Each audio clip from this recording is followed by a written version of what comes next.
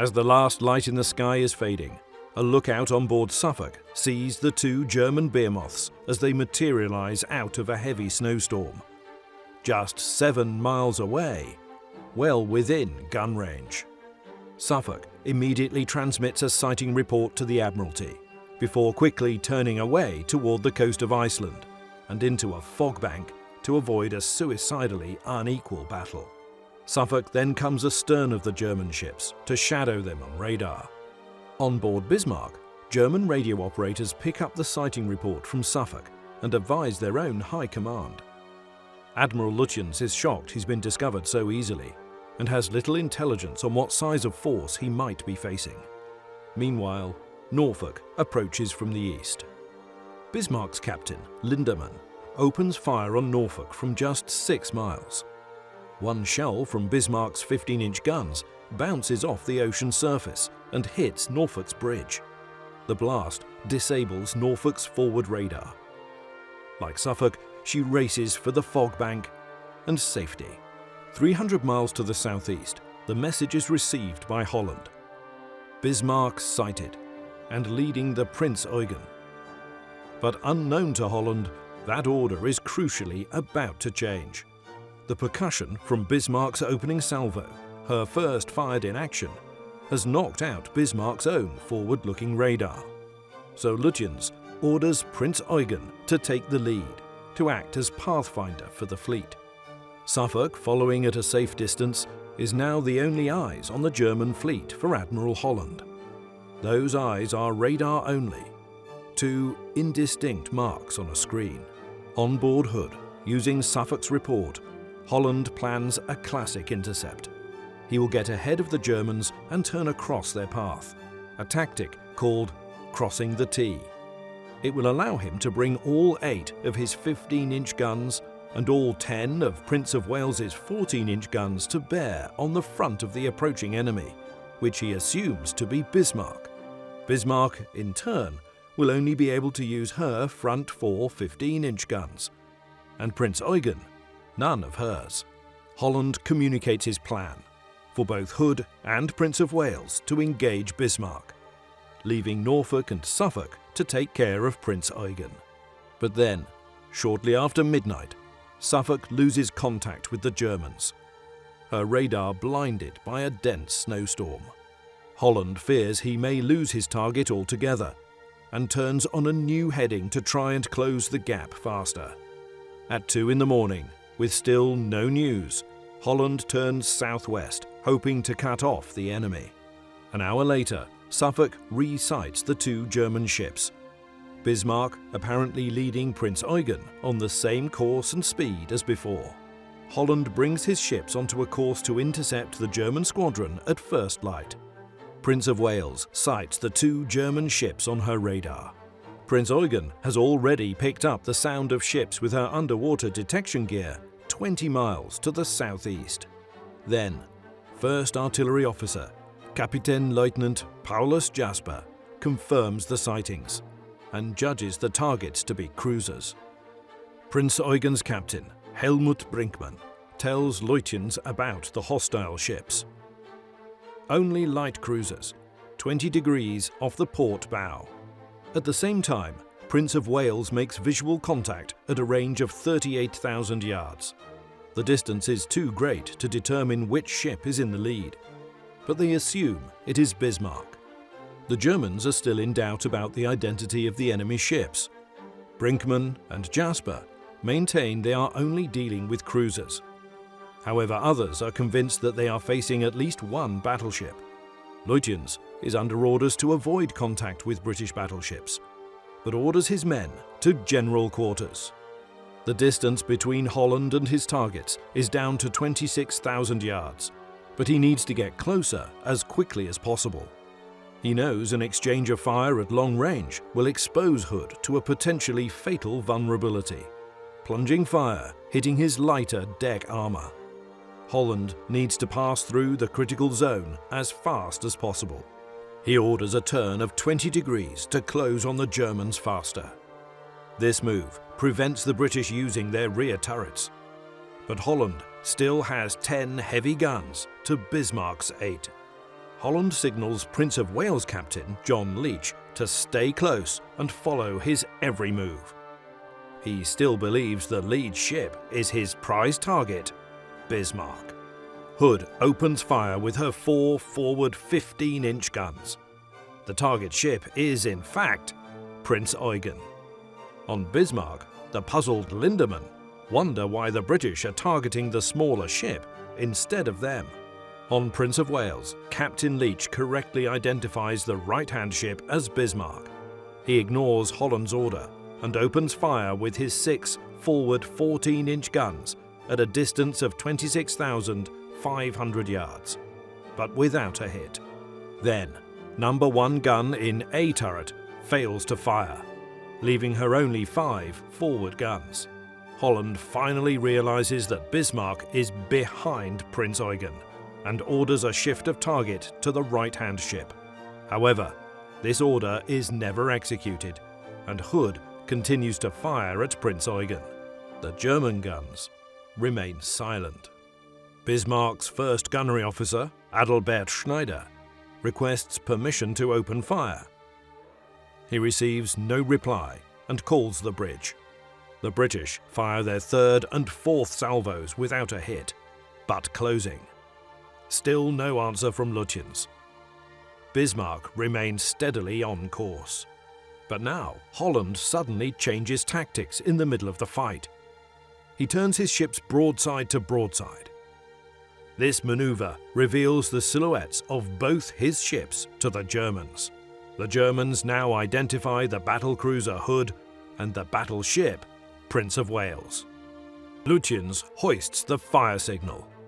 J.D. Jot Dora. Brinkmann responds at once, and Prince Eugen opens fire on Hood from 22,100 yards, but scores no hits.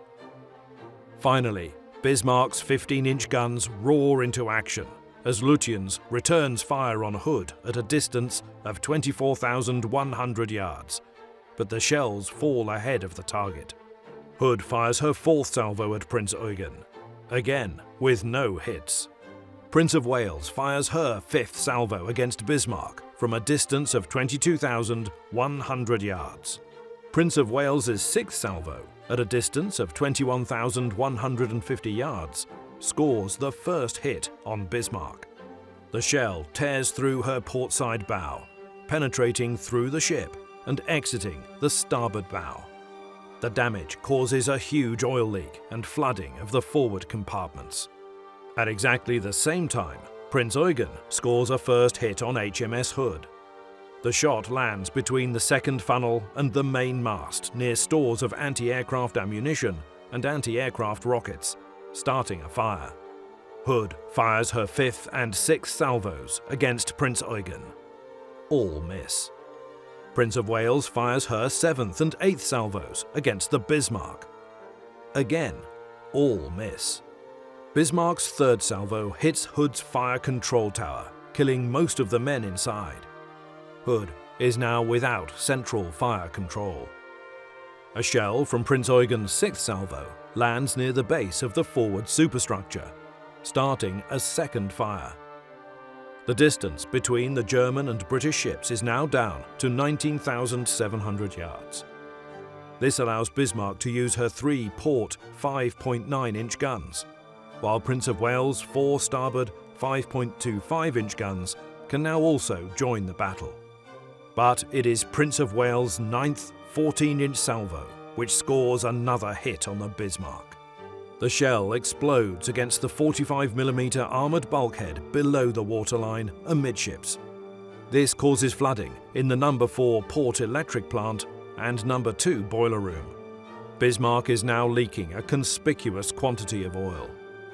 5 minutes after the start of the battle, Lutyens orders Prince Eugen to target Prince of Wales, firing her 6th and last salvo at Hood, while Bismarck fires her 4th salvo at Hood. None of the shells find their target. Prince of Wales prepares to use her Y turret, but one of the guns malfunctions. Meanwhile, above the battle, a short Sunderland flying boat arrives from Iceland. The crew observe 2 fires on Hood, one at the base of the bridge structure and another further aft. Though burning and without full fire control, Hood fires her 8th and 9th salvos against Prince Eugen, but misses. Prince Eugen fires her 8th and 9th salvos at Prince of Wales. Again, no hits are scored. Prince of Wales fires her 13th salvo and scores a 3rd hit on Bismarck, but the shell fails to explode. Hood fires a 10th salvo at Prince Eugen. The distance now down to 15,300 yards. But Hood fails to score a hit. Holland orders another 20-degree turn to port. Bismarck fires her 5th salvo at Hood. 1 minute later, Hood is ripped apart by a sudden and cataclysmic explosion. Whatever the cause, the reaction on board Prince of Wales is utter shock.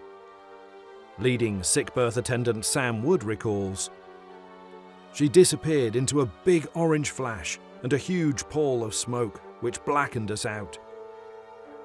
The bows pointed out of the smoke, just the bows tilted up, and then this whole apparition slid out of sight, all in slow motion, just slid away."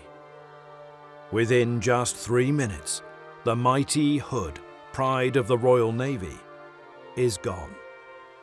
Prince of Wales is on her own against the mighty Bismarck and Prince Eugen. She had been about 1,000 yards behind Hood when she blew up. To avoid ploughing into debris, Leach orders hard turn to starboard. But her aft turrets can no longer bear on the enemy, and several of her forward guns are out of action. On board Bismarck, Lutyens orders a change of target to Prince of Wales. Bismarck hits Prince of Wales on her command tower. The shell fails to explode, but its impact kills the crew inside. Realizing his perilous situation, Captain Leach ceases fire, disengages with evasive maneuvers, and turns to port.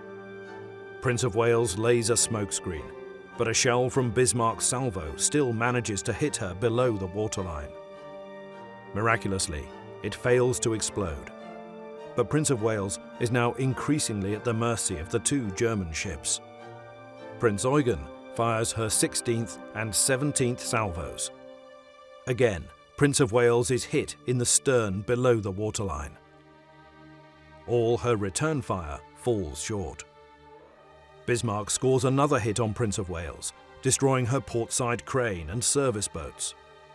Prince Eugen fires her 18th salvo, scoring 2 more hits on Prince of Wales. One hits the stern below the waterline. Another shell hits the 4th 5.25-inch turret ammunition storage on the port side. Luckily, the shell fails to explode. Prince of Wales fires her 20th salvo from Y turret at 16,400 yards. But it's not much of a salvo. 3 out of 4 guns are out of action, and only 1 shell is fired. The shot falls short of Bismarck's stern. Suddenly, the Germans change course, making a 50-degree turn to port. Bismarck's captain, Lindemann, wants to finish off the Prince of Wales, but Lutyens will not pursue the British battleship. He doesn't know how many more British ships are on their way to avenge the Hood. What he does know is that Prince of Wales has put a shot through Bismarck's bow. She is trailing a giant oil slick and has lost 1,000 tons of precious fuel. His convoy hunting mission is over. His only option is to race for the safe French port of Saint-Nazaire and hope he gets there before the British catch up with him.